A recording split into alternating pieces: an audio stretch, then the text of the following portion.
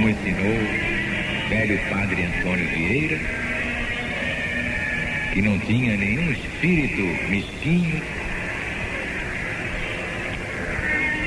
Ele escreveu: nada há tão grande quanto a humildade. A humildade vence todas as tiranias, destrói todas as dificuldades.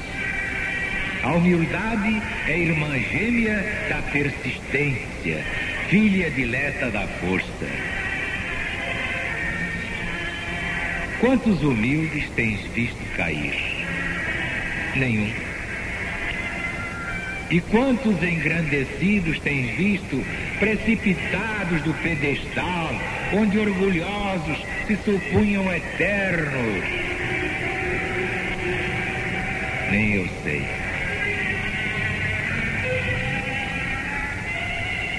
Humilde nasceu Jesus.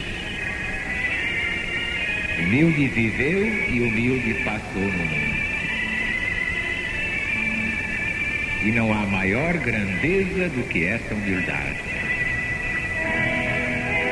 E todos os grandes do mundo, em todos os séculos dos séculos, nenhum se lhe compara. E dentre esses grandes, ainda são relativamente grandes só os que foram humildes e lhe seguiram o exemplo. Só os que na humilhação encontraram grandeza, como só em Jesus encontraram humildade.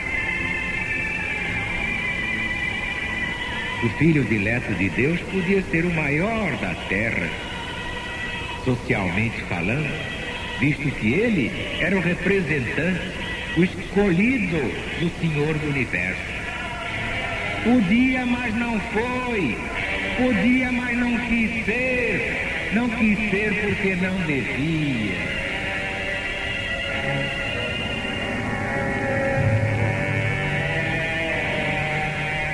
Quis ser humilde entre os humildes, simples entre os simples. Sua ação foi como a do roble. Nasceu da terra, lá de baixo. O roble, ao nascer, pode ser destruído por um inseto, partido por uma criança. Mas não sendo destruído, cresce e se eleva e braceja, deita pernadas e franças, enraiza no solo, procura as camadas subterrâneas, profundas, o suco com que se revigora, com que alimenta as folhas, com que fortalece as raízes dos troncos.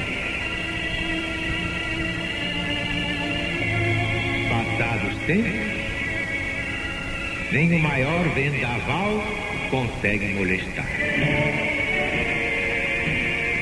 O Cristo foi assim. Começou pelas camadas populares, humildes na sua origem, miseráveis no seu sofrimento, simples na sua fé. Aí nasceu o rebentão da sua doutrina, aí se fortaleceu, aí frutificou, e daí subiu, robustecendo-se, estendendo os braços, desafiando os vendavais e ainda abrigando aqueles que se acolhiam e se acolhem à sua sombra. Partiu de baixo para cima, dos alicerces para o cume, do nadir para o zênite.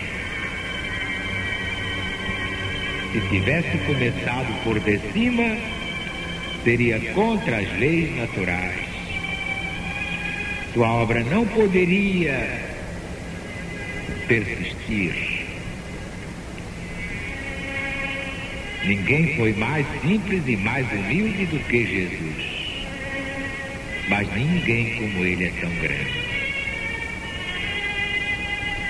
Simples e humilde porque é a verdade. Simples e humilde porque é o exemplo.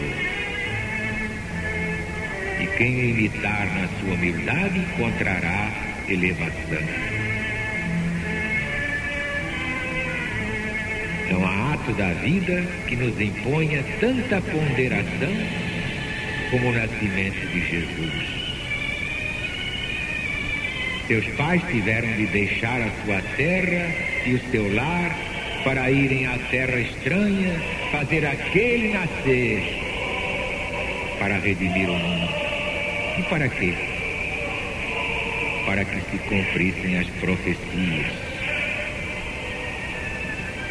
Era preciso que o que havia de dar lugar a todos na casa de Deus nascesse sem lar e sem abrigo. O que havia de dominar os grandes tinha de se manifestar tão pequeno que havia de nascer ao desabrigo, entre os simples e entre os brutos. E assim tinha de ser, para escapar à maldade dos que queriam destruí-lo logo ao nascer.